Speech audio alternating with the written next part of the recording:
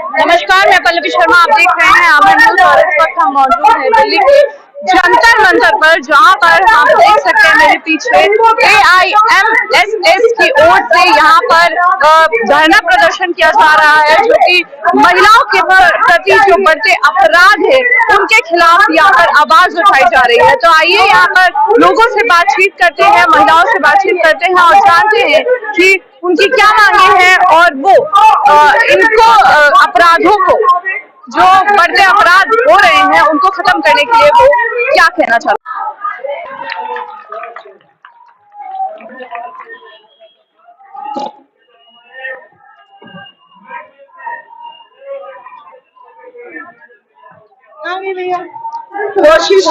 कोशिश तो कर सकते हैं ना। पता तो है ये सरकार जो है अंधी बहरी भूमि बन गई है, जो सुनने के लिए तैयार नहीं है। अपराधियों को खुलेआम आजाद किया जाता है और जो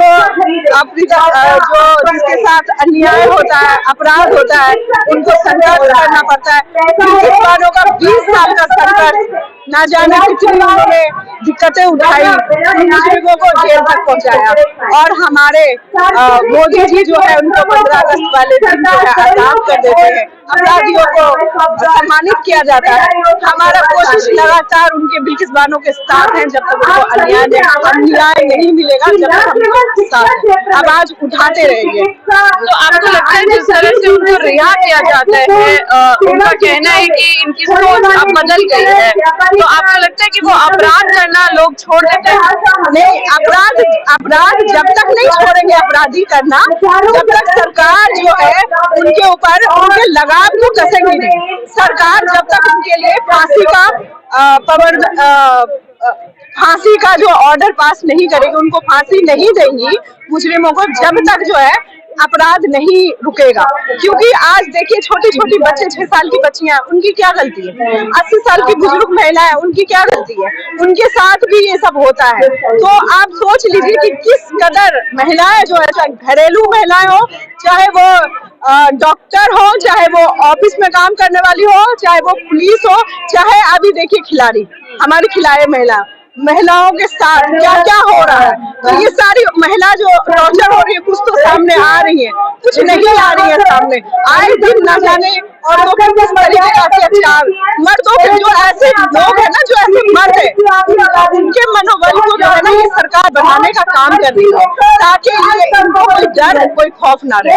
लेकिन आपको क्या लगता है कि महिलाओं का जो मुद्दा है, जो उनकी सुरक्षा का मुद्दा है, वो दबके रह जाता है हर दिन? तो ऐसा क्यों?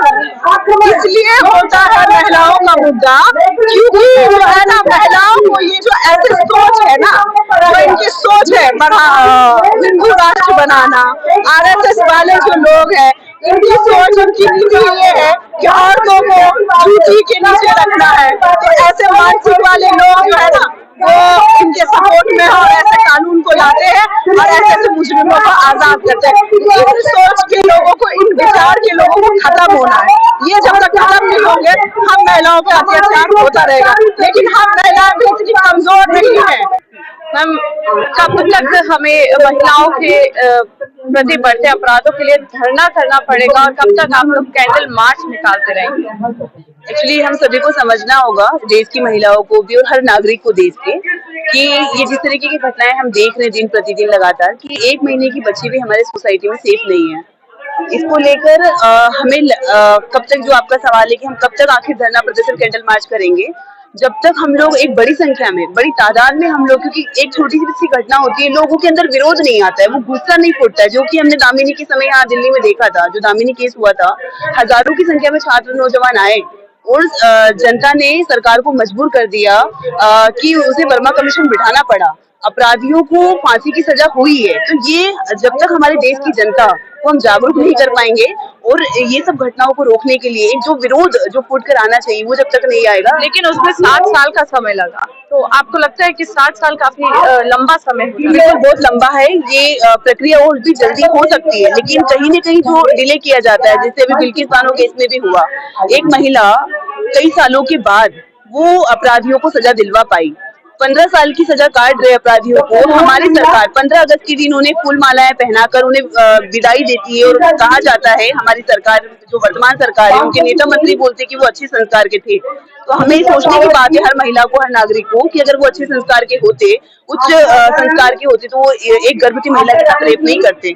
तो कहने का मतलब है कि जो प्रक्रिया है, जो सिस्टम है हमारा, ये पूरा गड़बड़ है। इसे सुधारने के लिए भी हमें प्रेशराइज करना पड़ेगा। हमारे जो हमने जिस प्रतिनिधि को चुना है, हमने प्रधानमंत्री चुने, हमने राज्यों में सरकारें बनाई है, हमने चुना है। तो जब हमने चुना है तो हमें उनसे सवाल भी करना पड़ेगा कि इतना डिले क्यों हो रहा है। जब तक हम सवाल नहीं करेंगे, इस प्रकार और बढ़ावा मिलेगा। जिस तरह से आपने बोला कि पोर्नोग्राफी पे बैन लगाना चाहिए, शराब बंद करनी चाहिए, नशीले पदार्थ बंद करने चाहिए। सॉरी मैम, जाना पड़ेगा, एक सेकेंड। तो उसके लिए आप क्या कहना चाहेंगी? एक्चुअली ये बहुत बड़ा कारण है महिलाओं पर, बच्चियों पर जो अपराध बढ़ रहा है, उसका सबसे बड़ा कारण है शराब, नशा, अश्लीलता, अपसंस्कृति, जो समाज में प्री प्लांट गवर्नमेंट के द्वारा प्रसारित की जा रही है। हमारी जो केंद्र सरकार और राज्य सरकार है, वो शराब के लिए नई नीतियां लेकर आती है, और शराब सरकारें जानती है कि महिलाओं पर क्राइम जो हो रहा है, एनसीआरबी की रिपोर्ट है कि वो शराब के कारण ही इस प्रकार की घटनाओं को अंजाम हो रहा है। तो हमें इस पर भी रोक लगाने के लिए बड़ा आंदोलन की जरूरत है। ये आंदोलन किया जा रहा है, धरना प्रदर्शन किया जा रहा है महिलाओं के प्रति बढ़ते अपराध को, आपका इसके बारे में क्या? देखो, महिलाओं के तो बच्चे हमेशा अत्याचार बढ़ ही रहे हैं और लगातार बढ़ते जा रहे हैं। आपने देख लिया होगा कि कुछ दिन पहले किरण नेगी केस हुआ था, फिर निर्भया केस हुआ था, फिर एक अंजलि करके हुआ था, फिर अंकिता भंडारी हुआ था। लगातार केस बढ़ते जा रहे हैं यहाँ महिलाओं के। और गवर्नमेंट सरकारें क्या कर रही है, हमारा जो कानून है, उनकी जो न्यायपालिका है, बिल्कुल ठीक नहीं है। किरण नेगी के केस में लोअर कोर्ट और हाई कोर्ट ने उनको फांसी दे दी थी, सुप्रीम कोर्ट ने उनको बरी कर दिया। उनको बरी करते ही उन मुजरिमों को उनके बाद एक ऑटो चालक का उन्होंने हत्या कर दी। तो एक परिवार और हुआ बर्बाद। ये किसका दोष है? ये सुप्रीम कोर्ट का दोष है, उनका, जिन्होंने ऐसे मतलब ये न्याय गलत दिया है उसको। यदि उनको फांसी सुनाई जाती तो आज एक परिवार और बच सकता है। तो बिल्किस बानो का केस यहाँ पर उठाया जा रहा है कि जिस तरह से उनके साथ बर्बरता की गई, उनके वो प्रेग्नेंट थी उस वक्त भी, तो आप अभी तक उसको न्याय नहीं मिला है, क्या कहते हैं? मैम, तो न्याय कहाँ से मिलेगा आप बताइए? इसी तरह से सरकारें क्या होती है, एक सरकार दूसरी सरकार पे आरोप लगाती है। मतलब यहाँ तो जो लड़कियों पे, औरतों पे बलात्कार हो रहे हैं, उसमें भी इनकी पॉलिटिशियन करने लग जा रही है। तो कहाँ से न्याय मिलेगा हम लोगों को? न्याय मिलना बहुत मुश्किल है हम लोगों को। इसी कारण, क्योंकि ये उसमें राजनीति करने लग जाते हैं। कोई भी सरकारें हैं उसमें, सारी सरकारें राजनीति में उतर जाती है। ये नहीं कि किसी घर की बेटी गई है या किसी घर की औरत गई है, आज लड़का गया है, कुछ भी गया है, एक परिवार खत्म हुआ। किरण नेगी का यदि केस है, इनको उसी समय फांसी हो जाती है जब निर्भया कांड नहीं होता, क्योंकि किरण नेगी का केस 9 फरवरी 2012 को हुआ था। निर्भया का कांड हुआ था 13 दिसंबर 2012, 16 दिसंबर 2012 में हुआ था। किरण नेगी के बाद निर्भया का केस हुआ था। तो यदि किरण नेगी के हत्यारों को, मुजरिमों को, बलात्कारियों को सही से सजा मिल जाती और इनको फांसी दी जाती, लोग डरते ना, फिर ये लोग डरते। यहाँ पर आवाज उठाई जा रही है जो नशीले पदार्थ है, शराब है, उनका सेवन खत्म किया जाए, उन पर बैन लगाया जाए। तो आपको लगता है कि उससे इस जो अपराध बढ़ रहे हैं उस पर रोक लगेगी? मैम, अपराध वैसे थोड़ा बहुत रोक लगेगी, पर मैं इतना नहीं मानूं कि जितनी रोक लगे, पर रोक लगेगी। इनकी मानसिकता ठीक होगी तो रोक अपने आप लग जाएगी। जब मानसिकता भी खराब होगी तो चाहे तो आप नशीला पदार्थ करो, चाहे जो मर्जी करो, आप अपनी उनकी मानसिकता पे निर्भर करता है ना, ये किस मानसिकता का आदमी है। तो इसमें यहाँ पर आपने मांग है आपकी कि कराटे जो है, सेल्फ डिफेंस, वो सिखाना चाहिए। तो आपको लगता है कि उससे हाँ, काफी कुछ महिलाएं सुरक्षित हो जाएंगी। अब ये जूडो कराटे वगैरह सीखेंगी, जो महिलाएं हैं वो अपना बचाव कर सकती हैं। क्योंकि ये जो आज हमारे देश में, समाज में दौर चल रहा है, बहुत भयानक चल रहा है। हम अपनी बेटियों को कैसे सुरक्षित करें? लेकिन इसके लिए तो हम जूडो कराटे वगैरह सिखा सकते हैं अपनी बेटियों को, अच्छी बात है, वो बचाव कर सकते हैं। लेकिन हमारे देश के लोगों की मानसिकता को बदलना होगा। और जो हमारा संविधान कहता है, जो हमारे संविधान में महिलाओं के, पुरुषों के, गरीब के, मजदूर के जो हक दिए गए हैं, उस हक को फॉलो किया जाए, ना कि हमें धर्म जाति इस सिस्टम में हमको फंसाया जाए, लोगों को फंसाया जाए, बरगलाया जाए कि तुम इधर आ जाओ, मंदिर मस्जिद के मुद्दे में आ जाओ, सामने आ जाओ।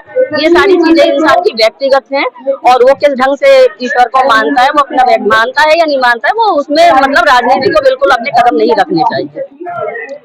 तो जैसा कि आपने देखा, हमने महिलाओं से बात की और जाना कि किस तरह से उनकी मांगे हैं कि शिक्षा पर स्कूलों में जूडो कराटे कंपलसरी किए जाने चाहिए, साथ ही साथ महिलाओं को मजबूत बनाने की जो कोशिश है वो लगातार ये लोग करते रहेंगे और उनके खिलाफ जो अत्याचार है उनकी आवाज उठाते रहेंगे। फिलहाल के लिए इतना ही। देश और दुनिया की तमाम बड़ी खबरों से जुड़े रहने के लिए आप देखते रहिए अमन न्यूज।